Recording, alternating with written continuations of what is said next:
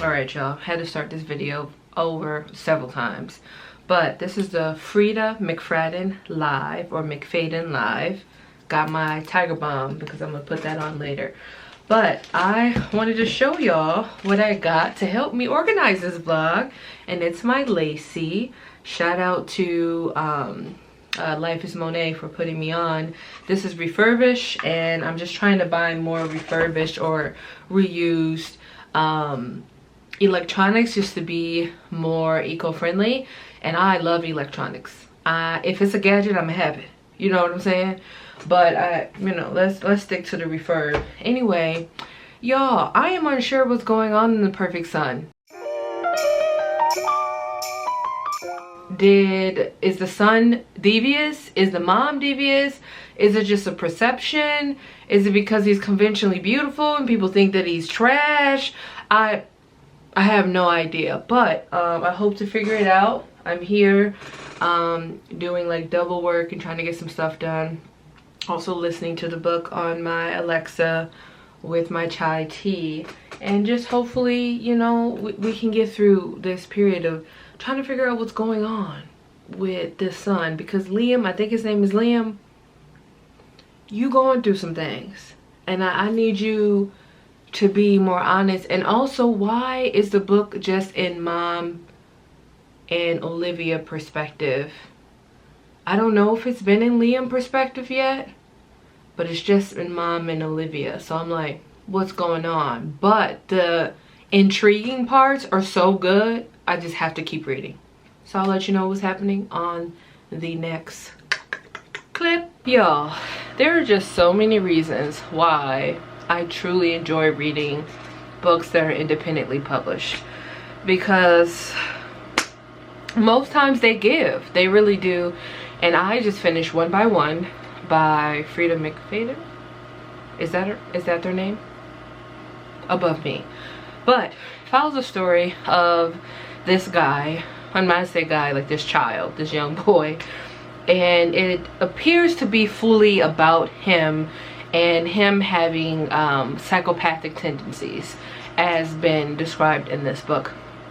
And his mom is very concerned because there are certain things that happen to him as a child, and she's having like that mother's intuition, and she is a present parent in his life to have had watched him grow.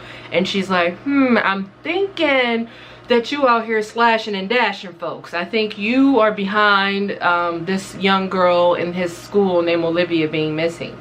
So you follow that whole timeline of Mom trying to figure it out. The police is getting involved. The whole town is kind of blaming him. There's just so many things. But he appears to be, as the title states, the perfect son. He is very attentive. He is making sure if Mom needs anything, he's there for her. He has straight A's. Like, he is very charming. And one of the characters even compared him to being likable like Ted Bundy.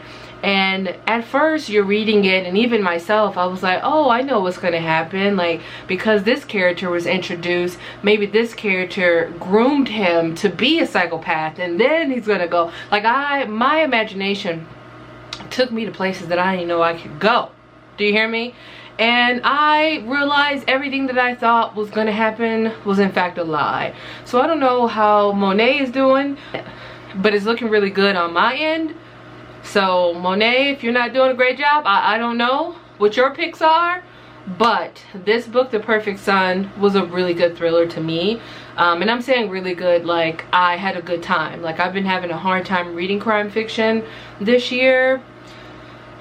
These 2023 releases ain't hitting like I want them to. So this was really good, and I'll put on the screen or put somewhere like when this book was published. But I really appreciated The Perfect Son. I did think that the suspense and everything was good. But let's talk about why this book was not a 5-star. It wasn't a 5-star because the ending did leave a little bit more to be desired. And when I say the ending, I mean the epilogue, or the whatever log thing is at the end.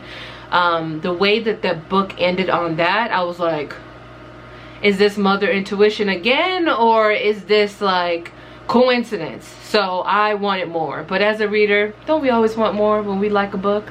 That's kind of where it's at. In addition, it is not a 5-star because I did feel like the pacing was a little slow.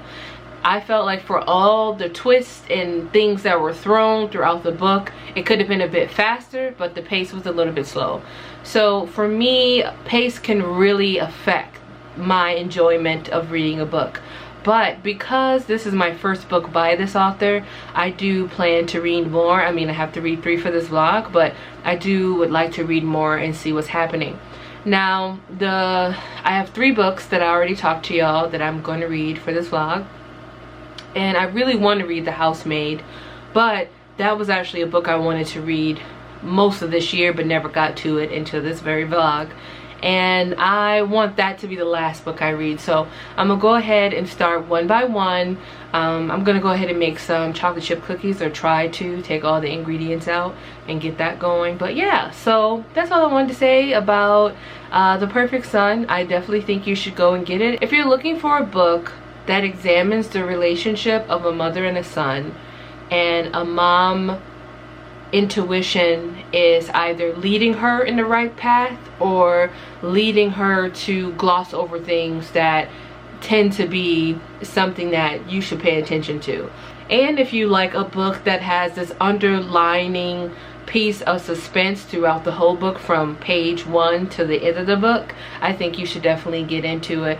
Also, the first chapter of this book is what stays on my mind the most, because that first chapter really keeps the reader engaged, especially the last sentence of the first chapter. So go ahead and read it if you're into it. I really liked it. Let me know if you like it. And on to One by One by the same author. Also, I realized that my fan is on, so you might hear this in the editing, and I forget that this fan is loud, and I really apologize for that. Wild hair. So it's the next day. You know when you shower and you feel good? That's kind of where I'm at. Alright, so I am 51% into One by One. I have no idea what's going on. So the book is set up that it is primarily in this girl, I think her name is Erica. It's in Erica's point of view. And then it'll be a couple chapters where it's in her point of view. And then it's in another person's point of view, but it's called Anonymous. So we don't know. Now what I'm assuming is the things that are happening, and like the murders and the deaths and things that are happening, is caused by Anonymous. But as the reader, we don't know if Anonymous is Jack, one of her friends' partners. We don't know if it's Michelle, Jack's wife. We don't know if it's Lindsay, Erica's best friend. We don't know if it's, I think his name is Max or whatever, Lindsay's partner. We don't know if it's him, and we don't know if it's Erica's husband, Noah. How I know these names? Baby, it's above me. But, you know, here we are. So we're just trying to figure out, they are stranded in the woods. All of them have like a skill that can sort of kind of help them navigate this dangerous situation. But it's also like, I wish the author didn't make the hotel that they're going to be only 2 miles, because it makes the story a little bit unbelievable. I feel like she should have did 15 miles, even though a mile is a lot, you know what I'm saying? But something about 2 miles feels a little underwhelming to me. But you know, here we are. But I will say I am enjoying it.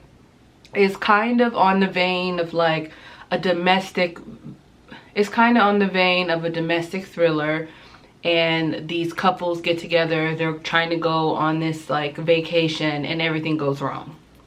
So if you're into that, this is for you. The pace also is better in this book than it was in the first book that I read by this author. But so far, I am enjoying this author. I wouldn't say this author for me right now is like an auto buy.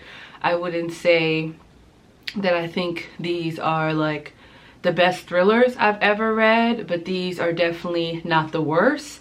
And I know you're probably like, Brie, you're saying it's not the best and it's not the worst. That's still not really good. To me, it is really good because I've read a lot of shitty thrillers this year. Like tried to and had to DNF them. So this one was definitely giving more than the other ones that I've read. I felt like with the other books that I've read that I didn't like this year, I felt like I was quickly uninterested in the characters and whatever happened to them, versus with this author writes characters well enough to keep me as the reader engaged from beginning to end. So that's where I'm at. Now I'm making like some potato steak thing, and I'm gonna go and continue to cook that and have Alexa read the book to me. Today is Sunday, and I'm hoping that I can finish the third book today too. I tried to finish the second book one by one yesterday, but life happened. So I'm gonna try to finish it before 3 o'clock, and I think right now it is 1:49. So I'm gonna try to finish this book before 3 p.m. and then like maybe take an hour break and then start The Housemaid at 4. That's what I'm thinking. But every time I try to make plans, life goes square up, sis, square up. So we'll see. But I will say that reading authors, like a couple books by an author, is pretty good, and I'm really happy that Monet wanted to do this with me, because this is like a video I've always wanted to do, just to taste test a couple books by an author. I've read like a whole series by an author and did videos on that, but you know, here we are, just trying to live our lives. So I'll see you in the next clip. All right, I'm sweating because I went to film some stuff that I needed to film for Black Queen on my balcony. So I went ahead and did that, but I am now about 70% into one by one, and I am confused because at first I was thinking anonymous, the way it's being described, is hard for you to know the gender of anonymous in the beginning. But as the story progresses, you start to be like, okay, it's between one or two of these people. I do think the author could have done more things to make it more anonymous, because it's starting to feel like predictive in a way, and I'm like in this reading space where I just need to be shocked. I just want to be shocked. In the past, it didn't matter if I was shocked, it just mattered if the story was like written well and I cared about it. And I do like this story, but I just wish that there were more things me as the reader didn't know. You know what I'm saying? I think there's only certain authors that do that really well. You as the reader, you don't know. And I feel like Karen Slaughter is really the queen of, you're reading a book and you're like, there's a lot of shit I do know, but there's a lot of shit I don't know. So, you know, that's just how I feel. And also Stephen Graham Jones do a fantastic job at that. And then Tanana Reeve does a beautiful job at revealing the story. And I don't know how to describe that, but it's like storytelling, but revealing the story to you in a way that shocks you, but it didn't keep you in suspense from the beginning, if that makes sense. Because Brandon Massey will make the whole thing suspenseful. And Tanana Reeve is kind of like she's laying out this beautiful masterpiece of just revealing when need to be revealed certain parts. So yeah, that's my only critique right now of one by one. But right now it is a good read. Even though I'm not done, it's not a 5-star, and I don't know if it'll be a 4-star, but I can see it being like a 3.5 or 3.75. But there's just some things, but the pacing, like I said before, is here, as it wasn't there and that much to me in the previous book. So yeah, let's get to that. Y'all, I'm 80% in, and there's a couple I don't trust. I don't want to tell y'all because I don't want to spoil it. I just don't trust them, and that probably led the book to be a 3.75, because now I feel like there's more than one person. I feel like there's more than one person that could be possibly fucking shit up or making stuff difficult, because it's like everyone's pointing fingers and I'm looking at everybody as a suspect.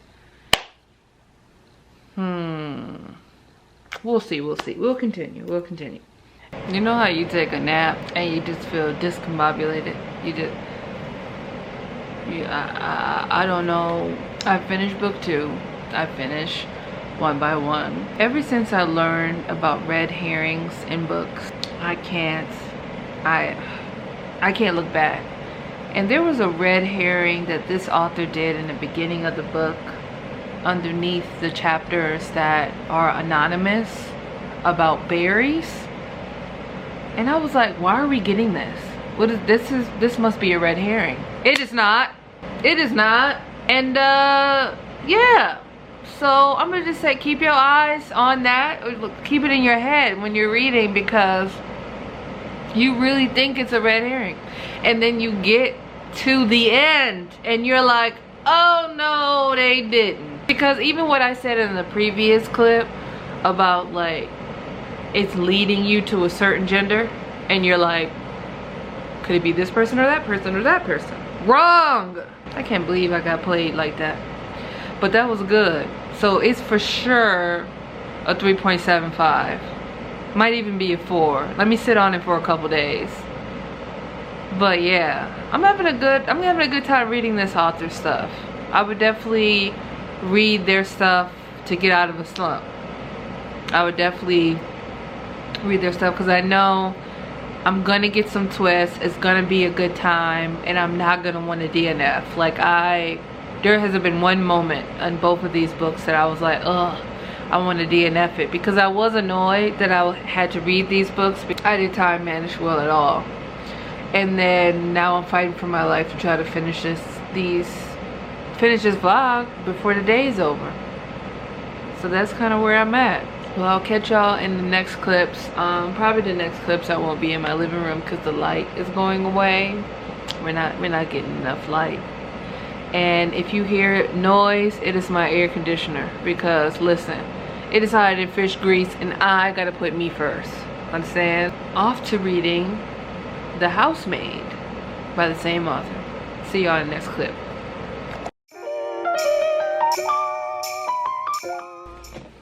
You've guessed it, it's at night. I'm gonna tell y'all right now, The Housemaid, the beginning of it is 10 times better than the other 2 books I've read. I am really enjoying this book. However, I am also very annoyed while reading this book because there's a character named Mina, and she is insufferable. She's insufferable. And this is a story kind of different than the other ones. It does have like that domestic thriller, which tend to be in all of Freida's books. But this is following the story of this young girl.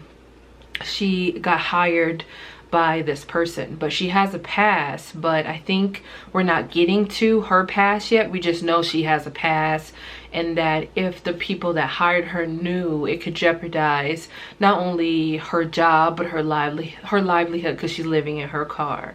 However, the woman who hired her, because it's a heterosexual couple who are married and they have a child, and the child acts in a way that you just assume that they learned that behavior from an adult. And then as you read, you see the adult repeat that behavior, so you're like, okay, they did learn this behavior from an adult. However, the adult, Mina, who is the wife in this household that hired the main character, she is insufferable. And I got to a chapter, which is why I paused it to come and talk to y'all about it. It's a chapter where Mina, the lady who hired the main character, is so infatuated about the glasses. If you've read this before, just let me know if you were just as annoyed about the glasses. Like, it's just like the assuming that the main character did things. It's the assumption that she's a bad person that is just terrible. And maybe I'm on edge because I read Billionaire Wilderness, and I read a book that talked about how the ultra rich really treats the people that work in their homes or works for them. And just the wealth in general, in a lot of senses, disgusts me. So I'm just really annoyed right now. Not annoyed to stop reading, not annoyed to be like, oh, I'm gonna take points off of this. But I do know that this book, just right now, just me being, I think 10 or 15% in, I am more invested in this story than the other stories, and I know this book will be ranked higher than the other two. But y'all, like, what the actual fuck? All right, it is time to go to bed. It's not really late at night, but it's after midnight and it's time to go to bed. So I got to 50% of this book, and I planned, because Monday and Wednesday of this week is gonna be heavy with filming. So I decided, oh, let me do anticipated releases on my channel. So I planned for September, October, November. Haven't figured out December, but that's not current breed's issue. But I planned out, found the books that I'm anticipating, made it into an Excel sheet. They're out, and I'm gonna film. And then on Wednesday, I will be filming 4 things that are Blackoween related. I know, y'all. Jeez. It's coming up. Yeah. I'll be filming 4 things Blackoween related. So that they can roll out in the month of October, and then sometime soon. Unless you already seen it, and this video is just not giving you what it's supposed to have done gave. Anyway, so let's get to the book, The Housemaid. The woman of the house, the person who hired the main character, the way that she always go, do you understand? Do you understand? It feels kind of triggering. It's patronizing, and I really don't like this character a lot. I'm also thinking that there is more to the main character than we know of, because I am still really unsure of how she got sentenced to 10 years in prison. I have some suspicions. That might be that she overcrossed some boundaries and then got herself caught up in something, but I don't know. But, you know, we'll just see what's happening. But again, I am really liking this story, and I'm gonna let y'all know how else I'm feeling about it, or if something else pop up. Right now, I'm in a situation where, you know, a couple of the characters are at a play, and I do think this is not something these characters should be doing together, but here we are watching them make dumb decisions, and we're just gonna have to keep reading. So I'm gonna read from my Kindle. I've been listening to the book via Alexa, but I'm gonna read with my Kindle until I fall asleep, and then that's gonna be it. And then tomorrow, most likely, not most likely, it's tomorrow, no day. Tomorrow I will end this vlog and tell you the rest of my thoughts on what's going on with the housemaid. So, you know, just keep yourself abreast of those things, and I will see y'all in the next clip. Good night. All right, y'all, so I finally finished The Housemaid by Fredia McFadden for this vlog. So this is the last clip. I loved it. I did. I'm gonna have to give it a 5-star. I'm gonna have to give it a 5-star. The twists and the turns I mean, there was like small other things that I was like, that could have been better, but overall I loved it. So if I had to rank it, it would be The Housemaid would be first, and then it would be The Perfect Son, and then it would be One by One. But wow, these are solid books for this taste test for this author. So I'm very excited. Listen, everybody was a hot mess at some point. I was confused. I thought everybody was on BS, and then the story really came together at the end. And it's giving female empowerment. It's giving femme fatale. I just really love that. Even though it was throwing female under the bus for a little while. But it was really enjoyable for me. So if you want to try any of these books out or have read any of these books, definitely let me know in the comment section below. Anyway, thank you so much for watching this vlog. Have a wonderful day, and don't forget to comment, like, and subscribe, and I'll talk to you later. Bye.